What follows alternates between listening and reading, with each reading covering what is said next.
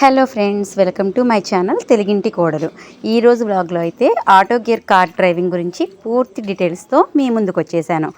చాలామందికి, అందులోనూ లేడీస్కి అయితే కొంతమందికి కార్ డ్రైవింగ్ ఒక కళలాగా ఉంటుంది.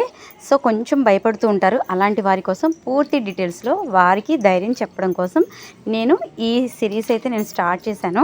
ఈ video only motivation and knowledge purpose మాత్రమే. ఆటో గేర్ డ్రైవింగ్ నేర్చుకునే ముందు అసలు మాన్యువల్ కార్ ఏంటి, సో దానిలో ఒకసారి పార్ట్స్ చూసేద్దాం. ఇప్పుడు మీకు చూపిస్తుంది మాది మాన్యువల్ ట్రాన్స్మిషన్ కార్ అనమాట. ఇంకొకటి ఓపెన్ చేస్తున్నాను ఫ్రెండ్స్, ఒక్కసారి చూసేయండి. అసలు దీని గురించి అవగాహన తెలుసుకుంటే ఆటో గేర్కిను మాన్యువల్ కార్కి ఉన్న డిఫరెన్స్ ఏంటో మీకు క్లియర్గా అర్థమైపోతుంది అనమాట. సో ఇది మాన్యువల్ ట్రాన్స్మిషన్ కార్ అనమాట. దీనిలో అన్ని కార్స్ లాగానే హ్యాండ్ బ్రేక్ ఉంటుంది. ఇది వచ్చేసి గేర్ రాడ్ అనమాట. దీనిలో చూడండి ఫ్రెండ్స్, మొత్తం 6 గేర్స్ ఉన్నాయి. ఆర్ అని ఉంది కదా, అదైతే రివర్స్ గేర్. రివర్స్ చేసేటప్పుడు యూజ్ చేస్తాం. మధ్యలో అడ్డంగా ఒక లైన్ ఉంది కదా, దాన్ని న్యూట్రల్ అంటారనమాట. సో అక్కడ ఉంటే ఆ గేర్ రాడ్ న్యూట్రల్ పొజిషన్ నుంచి మనం ఏ గేర్కైనా మార్చుకోవాలి కార్లో. అండ్ మీకు ఇవి ఎక్స్ప్లెయిన్ చేస్తాను చూడండి. Accelerator, brake, clutch. మన లాంగ్వేజ్లో ఏబిసి అంటారు. A means accelerator, B for brake, C for clutch అనమాట. ఈ మాన్యువల్ ట్రాన్స్మిషన్లో ఏంటంటే both left and right legs కూడా ఎప్పుడు పనిచేస్తూనే ఉండాలి. చూడండి, క్లచ్ కనబడుతుంది కదండి. క్లచ్ ఇంజన్ స్టార్ట్ అవ్వడానికి మెయిన్ అనమాట అది. సో ఈ మాన్యువల్ ట్రాన్స్మిషన్లో ఏంటి అంటే మనం బ్రేక్ యూజ్ చేయాలన్నా, గేర్ మార్చుకోవాలన్నా కూడా క్లచ్ని కంపల్సరీ యూజ్ చేయాల్సి ఉంటుంది. సో ఎప్పుడు కూడా లెఫ్ట్ లెగ్ అలర్ట్గా ఉండాలన్నమాట. ఇదిగోండి, మీకు ఇంకొంచెం డీటెయిల్గా చెప్తున్నాను చూడండి. ఇదిగోండి గేర్ కదా, ఇది డ్రైవింగ్లో ఉన్నప్పుడు తీసాను మీకు చూపించడం కోసం. డ్రైవింగ్ చేస్తున్నప్పుడు అలా గేర్ని స్పీడ్ని బట్టి మనం గేర్ రాడ్ని మార్చుకుంటూ ఉండాలన్నమాట. ఎంత స్పీడ్లో వెళ్తుంటే దానికి తగ్గట్టుగా ఈ గేర్ మార్చుకోవడం మాన్యువల్ ట్రాన్స్మిషన్లో ఉంటుంది. సో ఇక్కడ ఏంటి అంటే left leg and left hand కూడా ఈక్వల్గా వర్క్ అవుతుంది అనమాట. అలాగే గేర్ మార్చుకోవాలన్నా కంపల్సరీ న్యూట్రల్ పొజిషన్కి వచ్చిన తర్వాతే గేర్ మార్చుకోవాలి. ఇప్పుడు ఆటో గేర్కి వచ్చేద్దాం ఫ్రెండ్స్. ఇది నా కారు, ఆటో గేర్ కారు అనమాట. దీనిలోకి చూపిస్తున్నాను మీకు. చూడండి, రెండే ఉంటాయి అనమాట. మీకు చూపించేది అది యాక్సిలరేటర్ అంటారు. నెక్స్ట్ ఇది వచ్చేసి క్లచ్ కమ్ బ్రేక్ అనమాట. అదే బ్రేక్గా యూజ్ అవుతుంది, అదే క్లచ్గా యూజ్ అవుతుంది. దీనిలో ఉన్న పార్ట్స్ కూడా మీకు నేను ఎక్స్ప్లెయిన్ చేస్తాను. ఇప్పుడు ఇది నేను చూపించేది ఏసీ, దానిలో అడ్జస్ట్ చేసుకోవచ్చు మనకు కావాల్సిన పొజిషన్లోకి. ఇంక ఇది వచ్చేసి హ్యాండ్ బ్రేక్ అనమాట. హ్యాండ్ బ్రేక్, ఇది గేర్ రాడ్. ఇక్కడ చూడండి, ఇంతకుముందు మాన్యువల్ ట్రాన్స్మిషన్లో లాగా ఇక్కడ 5, 6 అలా నంబర్స్ అయితే లేవు గేర్ రాడ్కి. సో ఇక్కడ మనకి left leg and left hand తోటి అంత పెద్దగా పని ఉండదు, మనకంతా రైట్ లెగ్ తోటే పని ఉంటుంది. చూడండి, స్టార్ట్ చేసేది చూపిస్తున్నాను. ఫస్ట్ కీ పెడుతున్నాం కదా, కీ పెట్టిన తర్వాత మనం క్లచ్ పైన, క్లచ్ కమ్ బ్రేక్ అనమాట అది, దానిపైన ప్రెస్ చేస్తాము, లాంగ్ ప్రెస్ చేస్తాము. లాంగ్ ప్రెస్ చేసిన తర్వాత కీ బటన్ ఉంది కదా, మన కీని కొంచెం ముందుకి అలా తిప్పేసి అదే పొజిషన్లో 2 సెకండ్స్ ఉండాలి. అప్పుడు కార్ స్టార్ట్ అవుతుంది అన్నమాట. అబ్జర్వ్ చేయండి ఫ్రెండ్స్. లాంగ్ ప్రెస్ చేశాను, కీని తిప్పి అలా ఉంచాను, మనకి కార్ అయితే స్టార్ట్ అయింది. చూడండి, మీకు అక్కడ కార్ స్టార్ట్ అయిన సింబల్ పడుతుంది, 0లో ఉంది. అండ్ ఎన్ అని పడింది కదా అక్కడ, ఎన్ అంటే కారు న్యూట్రల్లో ఉంది. న్యూట్రల్లో ఉండడం అంటే కార్ కదలదన్నమాట. అక్కడ కనపడే సింబల్స్ ఏంటంటే ఒకటి సీట్ బెల్ట్, ఇంకోటి నేను డోర్ ఓపెన్ చేసి ఉంచాను కాబట్టి ఆ డోర్ ఓపెన్ చేసిన అలర్ట్ సింబల్ నాకు చూపించింది. అది చూసారా, 0 స్పీడ్లో ఉంది అండ్ న్యూట్రల్ పొజిషన్లో ఉంది. సో ఇప్పుడు కారు మూవ్ అవ్వాలంటే మనం హ్యాండ్ బ్రేక్ రిలీజ్ చేసుకోవాలన్నమాట. సో ఇదేనండి హ్యాండ్ బ్రేక్. నెక్స్ట్ గేర్ చూడండి. గేర్ కూడా అక్కడ మీకు నంబర్స్ కనిపిస్తున్నాయి కదా, ఆర్ అని ఉంది పైన. ఆర్ అంటే రివర్స్ చేసేటప్పుడు, ఎన్ అంటే న్యూట్రల్లో ఉన్నప్పుడు. న్యూట్రల్లో ఉంటే కారు కదలదు అని ముందే చెప్పుకున్నాం కదా.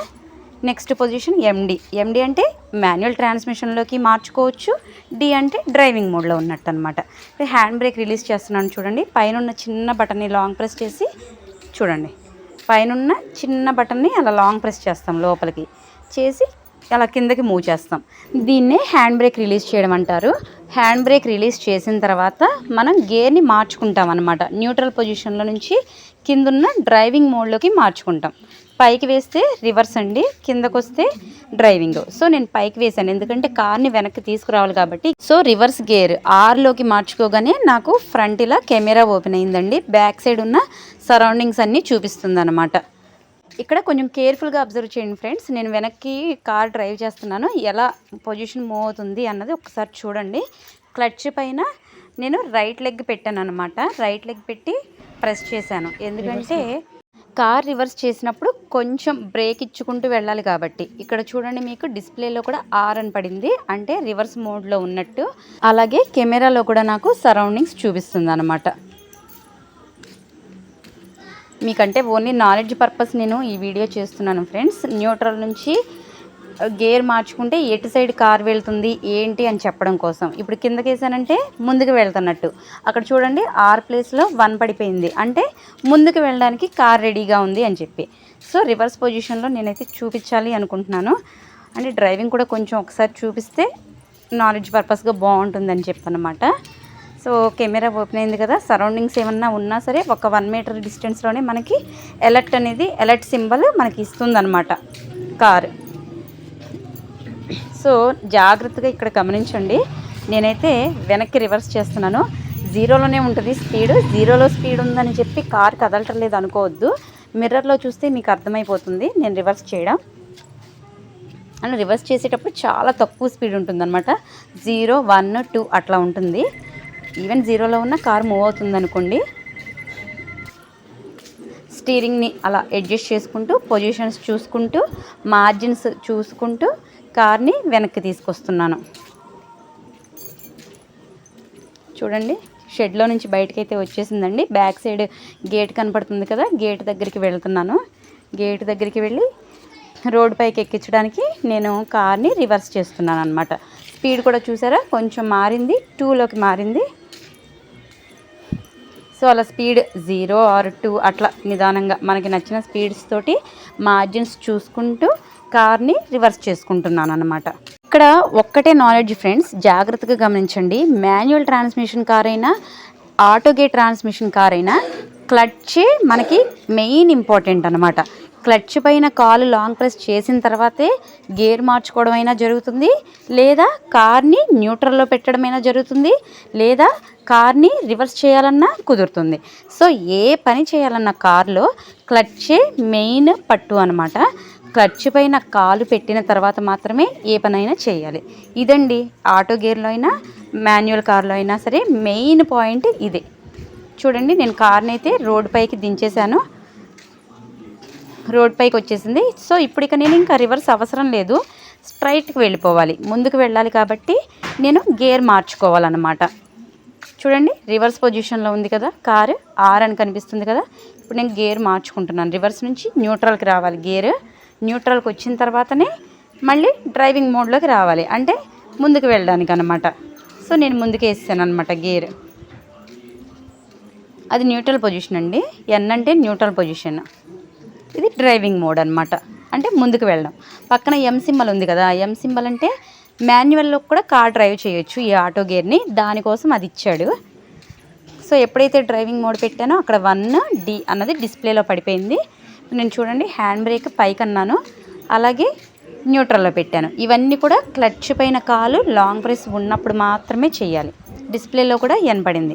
అంటే కార్ని న్యూట్రల్ చేయడం అంటే ఏమీ లేదు, కార్ని ఆపేసి అలా పార్కింగ్ చేయడం అన్నమాట. చూసారా, అదిగోండి కాలు ఇప్పుడు క్లచ్ పై నుంచి తీశాను. ఇప్పుడు మీకు చూపిస్తున్నాను చూడండి, మా బ్రదర్ డ్రైవ్ చేస్తున్నారు.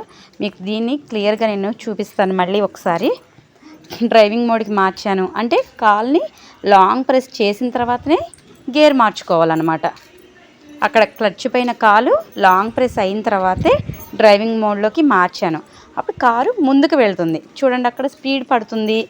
అదేమో seat belt alert friends.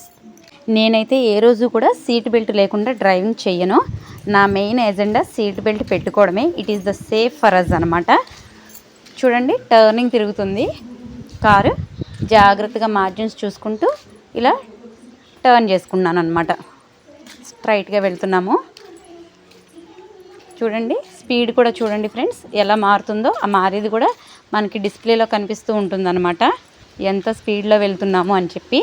So ఇక్కడ ఆటో గేర్ కార్లో ఉన్న విషయం ఏంటి అని అంటే, స్పీడ్ పడుతున్నప్పుడే మనకి గేర్ కూడా పక్కన డిస్ప్లే అవుతుంది అనమాట, 1 2 3 అని చెప్పి. అది నెక్స్ట్ కమింగ్ వస్తుంది, నేను మీకు దాంట్లో చూపిస్తాను. చూడండి రోడ్ పైన వెళ్తున్నప్పుడు స్ట్రైట్గా చూసారా గేర్ కూడా పొజిషన్ డి పొజిషన్లో ఉంది, అంటే డ్రైవింగ్ పొజిషన్లో ఉందన్నమాట. ఇదండి రోడ్డు మీద స్ట్రైట్గా వెళ్తున్నాం. ఇంతకుముందు వీడియోస్లో కూడా చెప్పాను కదా, మేము వర్క్ చేసే ప్లేస్ చాలా వరస్ట్గా ఉంటుంది రోడ్ అని చెప్పి. ఆ ట్రావెల్ చేసే రోడ్డు ఇలానే ఉంది. ఇప్పుడిప్పుడే రోడ్స్ పడుతున్నాయి అన్నమాట. 8 సంవత్సరాల నిరీక్షణ తర్వాత మాకు ఇటు సైడ్ రోడ్ వేయడం జరుగుతుంది. స్టేట్ రోడ్స్ అన్నమాట ఇవి.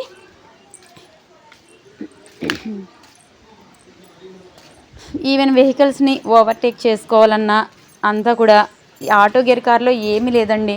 మొత్తం depends upon clutch and steering control అనమాట. స్టీరింగ్ కంట్రోల్ మనం తెచ్చుకుంటే చాలు, ఈజీగా ఈ ఆటో గేర్ కార్ని ఎవరైనా డ్రైవ్ చేసేయచ్చు.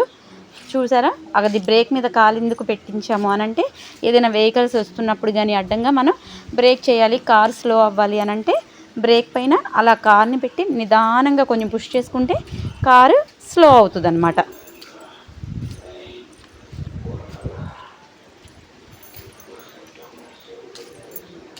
అదిగోండి స్పీడ్ అక్కడ పడుతుంది, ఆ స్పీడ్ పక్కన మనకి నంబర్స్ పడతాయి, కారు ఏ గేర్లో వెళ్తుంది, సెకండ్ గేరా, థర్డ్ గేరా, ఫోర్త్ గేరా అని చెప్పి దాని కింద డిస్ప్లేలో పడుతుంది. ఇంతకుముందు మీకు చూపించాను కదా ఫస్ట్ సెకండ్ అని చెప్పి అలా.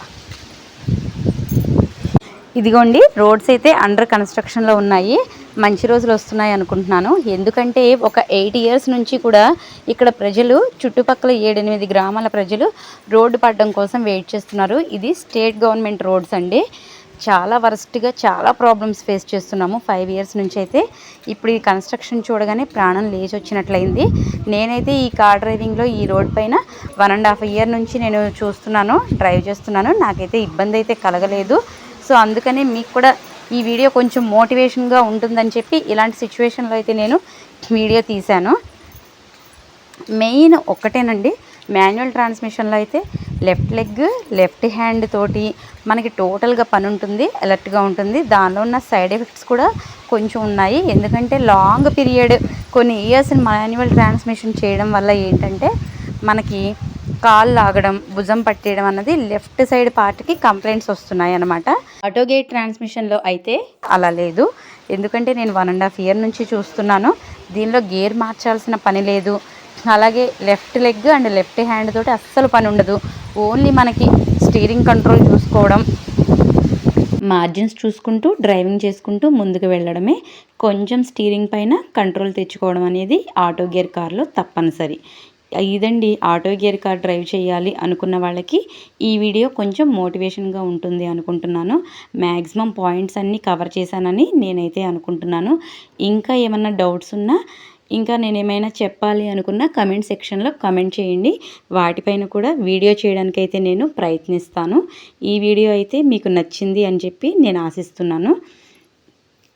ఈ వీడియో కనుక మీకు నచ్చినట్లయితే లైక్ చేయండి, షేర్ చేయండి, సబ్స్క్రైబ్ చేయండి. Thank you friends. Thank you for watching.